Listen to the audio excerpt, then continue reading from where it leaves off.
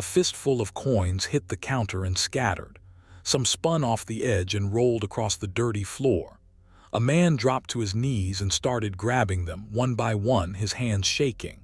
Behind him, a line of people shifted and sighed. Somebody muttered something ugly. The cashier rolled her eyes and crossed her arms. The man stood back up, set the coins down again, and counted them out loud in a voice so quiet you could barely hear it. He was asking for something. Day-old cake. Anything cheap.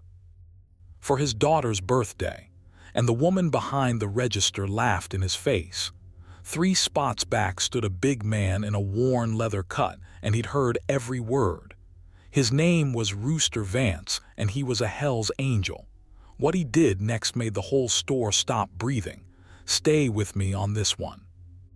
The man's name was Cole Braddock. 31 years old, though you'd have guessed older from the gray already creeping into his beard, and the tired way he carried himself.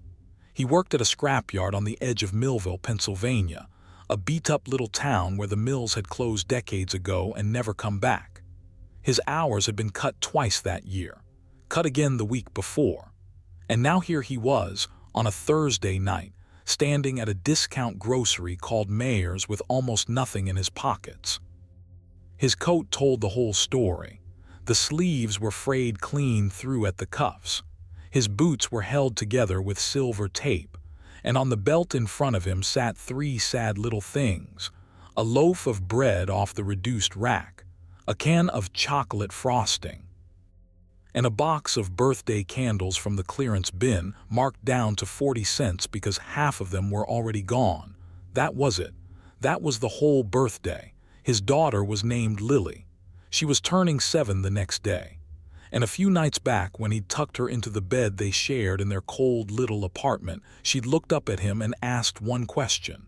She'd asked if she could have a cake this year. Not a party, not presents. Just a cake with candles like the kids at school talked about. And Cole had said yes. Of course, baby. Of course you can. He'd been trying to figure out how to keep that promise ever since. Here's the thing about a man like Cole. He wasn't looking for a handout. He'd never taken one in his life. His wife, Sarah, had died 2 years earlier, and the hospital bills from her last months had swallowed everything they had and then kept eating. But Cole never complained. He got up every morning, walked Lily to school, walked himself to the yard, and came home and did it all again. He was drowning quietly, the way proud men drown, where nobody sees the water. So when he got to the register and realized the frosting and the candles and the bread came to more than the coins in his hand, he didn't panic loud. He panicked soft. He put the bread back. He counted the coins again. And then, in that quiet voice, he asked the cashier if there was any expired cake, anything from the bakery case they were going to throw out anyway. He said he'd take whatever was cheapest. He said it was for his little girl. The cashier was maybe 22. Her name tag said Brianna, and she looked at Cole the way you'd look at gum on your shoe. She let out a short laugh, sharp and mean, and she said, "Sir, this isn't a food bank. If you can't pay, step aside." Behind Cole, the line made its feelings known. A woman in a business coat checked her watch and huffed. A teenager snickered into his phone. An older man muttered, "Some people, just loud enough." Nobody offered $1. Nobody said a kind word. They just stood there, radiating that cold contempt poor people know better than anyone, the silent verdict that says you don't belong here, you're holding us up, you're less than us. Cole's ears went red. He nodded fast, the way a man nods when he's trying not to fall apart in public, and he started gathering his little pile to leave. Now, 3 spots back in that line stood Rooster Vance. You'd have noticed him if you noticed anything. He was built military big, broad through the shoulders, with a thick neck and forearms like fence posts, and a gray beard that reached the middle of his chest. He wore a weathered leather vest, what the clubs call a cut, and across the back were the patches that meant he was a road captain in the Hells Angels. He'd been riding 30 years. He had scars he never explained. And by the front door sat his old bloodhound Diesel, leash looped loose around a cart, watching his master with cloudy, loyal eyes. Rooster had a basket in his hand. Dog food, coffee, a carton of eggs. He'd come in for 10 minutes and planned to leave. But he'd heard every word, the coins, the question, the laugh, and he'd seen the boy's frayed sleeves and the way his hands shook. And something in Rooster's chest went very still, the way it does before a big man decides to move. He set his basket down on the floor, and he stepped forward. When a man like Rooster steps out of a grocery line, people feel it before they see it. The teenager stopped snickering. The businesswoman took a step back.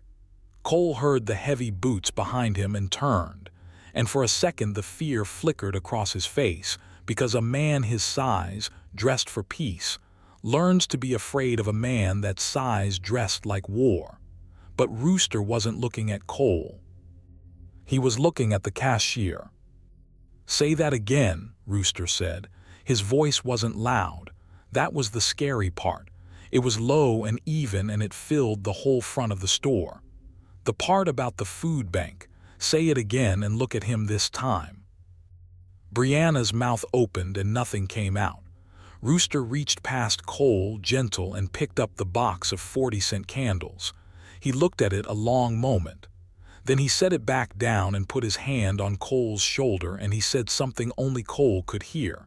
He said, "You're not buying anything tonight, brother. Not one thing. Come with me." Cole started to protest. Started to say he couldn't, he didn't need charity, he'd figure it out. And Rooster just looked at him steady and said, "This isn't charity. This is a man having a birthday for his daughter. Now walk with me." He grabbed a cart, a big one, and he wheeled it straight toward the bakery case and told Cole to point at the best cake in there. Not the day old, not the markdown, the best one. Cole stood frozen, so Rooster picked it himself, a big round chocolate cake with white roses piped around the edge and "Happy Birthday" written across the top. He put it in the cart.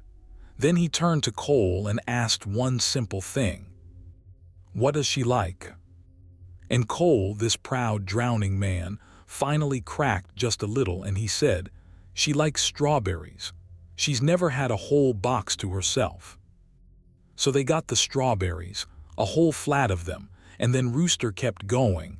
Real milk, not the powdered stuff. Eggs, a chicken to roast. Boxes of the cereal with the cartoon on the front that kids beg for and parents can't afford. Ice cream. Juice. Rooster went up and down those aisles like a man on a mission, and Cole followed behind him with tears standing in his eyes, saying it was too much, and Rooster just kept saying, "It's not enough yet." By the time they got back to the front, the cart was overflowing. And here's what made the whole store stop breathing. Rooster wheeled that loaded cart up to Brianna's register. He looked her dead in the eye. And he said, loud enough for the whole line to hear, "You were about to throw expired cake at a man who's got more dignity in his frayed sleeve than this whole store's got in it.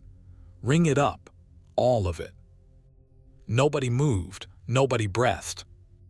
The businesswoman was staring at the floor now. The teenager had put his phone away. Brianna's hands were trembling as she dragged each item across the scanner, and the total climbed. $200. $240. Rooster pulled a thick roll of bills from inside his cut and peeled off the cash without blinking, then peeled off 5 20s more and pressed them into Cole's hand and closed the man's fingers around them. "For whatever the store doesn't sell," he said quietly. "Diapers, shoes, whatever she needs. Don't argue with me. I'm too old and I've had a long day." Cole was crying openly now, not caring who saw, and he grabbed Rooster's big hand in both of his and just held it, shaking his head, unable to find any words at all. And Rooster patted the man's shoulder and said, "Come on.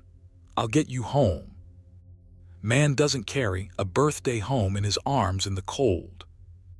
He whistled once for Dazzle, who rose slow and arthritic and padded over. And he made one short call to a club brother named Tank, who showed up 4 minutes later in a battered pickup. They loaded every bag. and they drove Cole Braddock home through the dark streets of Millville to a sagging two-story with peeling paint and a single window lit yellow on the second floor. Lily was waiting at that window. She'd seen the headlights. And when Cole climbed the stairs with his arms full of bags he couldn't believe were real, that little girl opened the door in a nightgown 2 sizes too small and saw the cake, the actual cake with roses on it, and she made a sound Rooster Vance would remember for the rest of his life. A gasp. Pure and disbelieving. The sound of a child who had learned not to hope, hoping anyway. Cole set everything down and dropped to his knees and hugged his daughter, and over her shoulder he mouthed the words "thank you" to the big man in the doorway, and Rooster nodded. He felt like the job was done. He turned to go. Cole walked him down to the truck, smiling now, actually smiling, saying it was the best night of his life, that Lily would never forget it, that he'd never be able to repay it. And Rooster clapped him on the back and told him to just be good to that girl. That was all the payment he needed. He climbed in beside Tank. Diesel settled at his feet. For a moment, everything was calm. Everything was warm. The story felt over. What you just watched, that kindness in the store, that was only the beginning. And if you're still with me, do me a favor and hit that subscribe button, because the next 24 hours are where this story truly turns, and you're going to want to see how it ends. Now, here's the thing. As Cole shut the passenger door and stepped back onto the curb, Rooster's eyes drifted up to the front door of that sagging house. And in the yellow porch light, taped to the door at eye level, he saw a bright orange sheet of paper he hadn't noticed on the way in. He knew that color. Every poor man in America knows that color. "Hold up," Rooster said. He got back out of the truck. He walked up those stairs slow and read the orange paper taped to Cole Braddock's door. Then he read the white envelope stuffed in the mail slot beneath it, the one with the county seal in the corner. And when he turned around, his face had changed completely. "Cole," he said, "what is this?" The eviction notice gave them 72 hours, 3 days, $2,200 in back rent, and if it wasn't paid by Sunday, the sheriff would come and put everything they owned on the sidewalk. But the white envelope was worse. That was from the County Children and Youth Services. A neighbor had called it in, reported that the apartment had no heat, that a child was living in the cold. And a caseworker was scheduled to come Monday morning to inspect the home, and if it was found unsafe, to consider removing Lily from her father's care. Cole's smile was gone. He stood on the sidewalk in the cold with his hands jammed in his ruined coat, and the whole story came out of him in a broken rush. The landlord, a man named Vernon Prout, owned half the rundown houses on the block. He'd shut off the heat back in October to force out the tenants who couldn't pay so he could flip the buildings.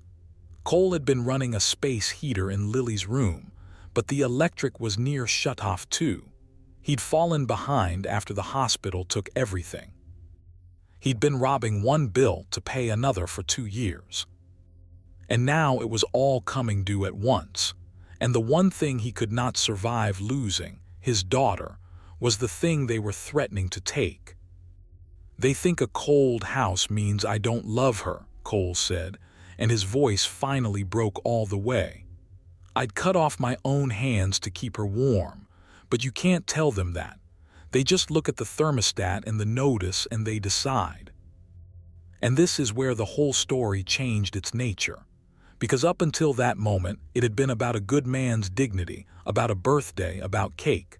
Small stakes, human stakes, but now it was something else. Now it was one exhausted father standing alone against a slumlord and a county bureaucracy, a whole system with the power to reach into his home and carry his child out the door. And no amount of chocolate cake was going to fix that. Rooster Vance stood very still on that dark sidewalk. Diesel had pressed against his leg, and when Rooster finally spoke, his voice had gone quiet again, that dangerous quiet.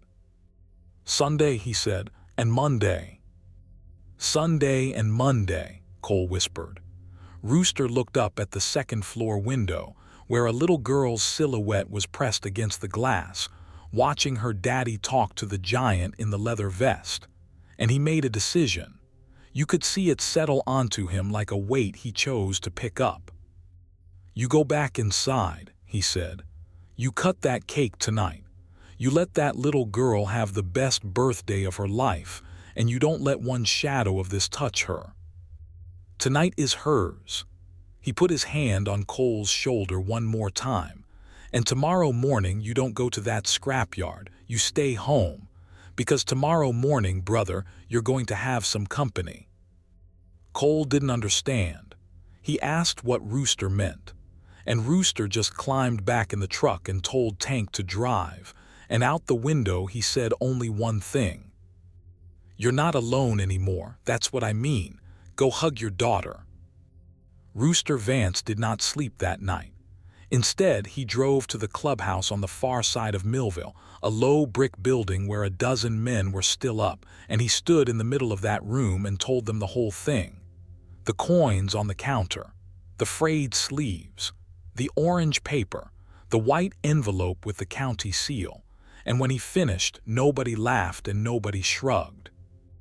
These were rough men, men society crossed the street to avoid. But every one of them had known cold and hunger and being looked at like gum on a shoe.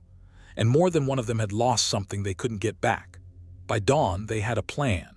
They knew things about Vernon Prout. It doesn't take much digging to find dirt on a slumlord in a small town. Turning off heat in the winter with a child in the building was a crime in Pennsylvania. A real one, not a technicality. Failing to make repairs. Illegal utility shutoffs. And there was a brother in the club named Doc, a Vietnam veteran who'd put himself through paralegal school in his 60s, who spent that whole night building a folder thick as a phone book. Documentation, statute numbers, photos other tenants had sent, everything. And there was the money.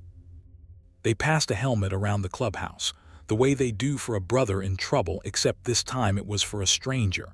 20s, 50s, hundreds. Tank emptied his wallet. The youngest prospect put in his whole week's pay. By morning that helmet held more than $4,000. Just after 8 o'clock on the morning of Lily's birthday, the people of that rundown block woke to a sound they'd never heard on their quiet street. Engines. Dozens of them, low and rolling, coming up the hill together. 14 motorcycles pulled up in front of Cole Braddock's sagging house. And behind them came 2 pickup trucks and a van, and out of all of it climbed the roughest, kindest army that street had ever seen. Cole came out onto the porch in his taped boots with Lily peeking from behind his leg, and he stared like he was dreaming. Rooster walked up the steps and crouched down to Lily's level, this enormous bearded man folding himself small, and he said, "Happy birthday, sweetheart. I heard it's a big day. Is it all right if my friends and I come to your party?" Lily looked up at her father, and Cole, who couldn't speak, just nodded. And that little girl looked back at Rooster and said, in the most serious voice, "Do you like strawberries?" Rooster laughed, a big broken laugh, and said he loved them more than anything in the world. Then he got to work. And this is the part I need you to see. 2 brothers went straight to the basement and got the furnace running because it turned out it wasn't broken at all, just shut off at the valve, exactly as Cole had said. Within an hour, heat was moving through those cold radiators for the first time since October. 3 more men unloaded the van, a real bed for Lily with a pink frame, a dresser, a proper couch to replace the broken one, warm blankets, a winter coat in her exact size, and a new one for Cole to replace the ruined one. The women who rode with the club, and there were several, filled the kitchen with food and hung streamers and balloons from the ceiling. And around 11 o'clock, a black sedan pulled up, and out of it climbed Vernon Prout, the landlord, come to check whether his eviction was scaring the tenant into leaving. He did not expect 14 Hell's Angels on the lawn. Vernon Prout was a soft, heavy man in an expensive coat, and he came up the walk full of bluster, waving a hand at the motorcycles, demanding to know what was going on, saying he had a legal eviction, that this was his property, that he'd call the police. And Rooster Vance walked down off that porch and met him on the frozen grass, and Doc came and stood beside him with the folder. Rooster didn't yell. He never yelled. He just took the roll of cash, $2,200 for the back rent, counted it into Vernon's hand right there in front of everyone, and made Doc take a photo of the handoff and got a written receipt signed on the hood of the sedan. Paid in full. Eviction void. Then Doc opened the folder. He laid it out for Vernon in a calm, steady voice, the voice of a man who had done his homework. The illegal heat shutoff, a criminal violation with a child in residence. The photos, dated and documented. The names of 6 other tenants ready to testify. And Doc explained very politely that they had already prepared a complaint for the county code office and the district attorney, and that they'd file it Monday morning unless every furnace on the block was turned back on by the end of the day and every needed repair made within 30 days. He slid a copy across the hood. "Your choice," Doc said. "We're easy to find. We'll be watching this whole street now." Vernon looked at the folder. He looked at the 14 men on the lawn, none of them threatening him, all of them just standing there, watching, quiet. And whatever fight he'd brought up that walk drained right out of him. He mumbled something about a misunderstanding. He said he'd get the heat back on for everyone. He got in his car and drove away, and true to the fear the club had put in him, he never bothered anyone on that block again. But the eviction was only half of it. The harder half was Monday, and that was the confrontation Rooster couldn't win with cash or muscle. The caseworker's name was Ms. Alvarez, and she arrived Monday morning as scheduled, a tired woman with a clipboard who had seen 100 sad homes and taken too many children out of them. She had come expecting a cold, unsafe apartment. What she found stopped her at the door. The house was warm. The radiators ticked with heat. There was a full pantry, a child's proper bed with clean pink sheets, a fridge stocked with milk and strawberries, and a birthday's worth of new toys stacked neatly against the wall. And sitting at the kitchen table drinking coffee like he belonged there was Rooster Vance, who stood when she came in and offered his hand and said, "Ma'am, thank you for coming. Everything you're worried about we've already fixed, and whatever's left you tell me and it's fixed by tonight." Ms. Alvarez was not easily moved. She'd been lied to by charming people before, so she did her inspection carefully, room by room. She checked the heat. She checked the food. She opened the fridge, the cabinets, the closets. She watched Lily, warm and laughing, showing off her new coat. And then she sat down at that table and asked Cole the real question, the one underneath all of it. She asked how a scrapyard worker who'd fallen this far behind was suddenly going to keep this home warm and full next month, and the month after that when the bikers had ridden off and the coats were gone. And that was the moment nobody could bluff their way through, because it was fair. It was the right question. Rooster answered it. He told her Cole already had a job waiting, starting Wednesday at a motorcycle and auto shop owned by a club member, real wages, steady hours, a schedule that let a single father walk his kid to school. He told her the club had set up a small fund, administered by Doc, that would cover rent and utilities for the next 6 months while Cole got his feet under him, with paperwork to prove it. He told her they'd already gotten Lily on the school lunch program and enrolled Cole in the county assistance he'd been too proud and too buried to sign up for. And then Rooster said the thing that broke Ms. Alvarez's professional face right in half. He said, "Ma'am, I know what we look like. I know what people see when they see the vests. But you take a child out of this house today, and you won't be protecting her from anything except a father who loves her and a whole family that's decided she's not going to fall through any more cracks." The only thing wrong with this home 2 days ago was that nobody had shown up yet. Well, we showed up. Ms. Alvarez looked around the warm kitchen for a long moment. She looked at Lily, who had climbed into Rooster's lap and was busy braiding his gray beard. She looked at Cole, standing there with his hands shaking again, exactly like they'd shaken over those coins on the counter, except now they were shaking with hope instead of shame. She closed her clipboard, and she said the case was closed. No removal, no further action. She said, and her own voice caught, that in 20 years she had rarely seen a child this safe. Cole Braddock made a sound like all the air leaving his body, and he sat down hard in a chair and put his face in his hands and wept, and his daughter climbed down off the biker's lap and wrapped her arms around her father's neck and told him not to cry, that it was okay now, that the nice man fixed everything. The birthday party had happened the day before, and I'll tell you now what it was like, because that's the picture I want you to carry away from all this. Imagine that little house, warm for the first time all winter, packed wall to wall with the roughest-looking people you ever saw, and every one of them soft as could be. Lily wore a paper crown. She got to blow out 7 candles on a real chocolate cake with white roses, and 14 bikers and their families sang happy birthday so loud the windows shook. And old Diesel the bloodhound lay by the couch letting the birthday girl use him as a pillow.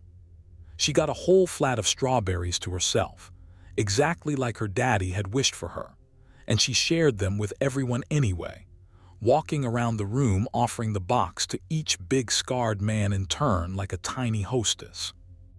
There were presents more than that girl had ever seen. A bicycle, books, a warm winter coat with a hood lined in soft fur.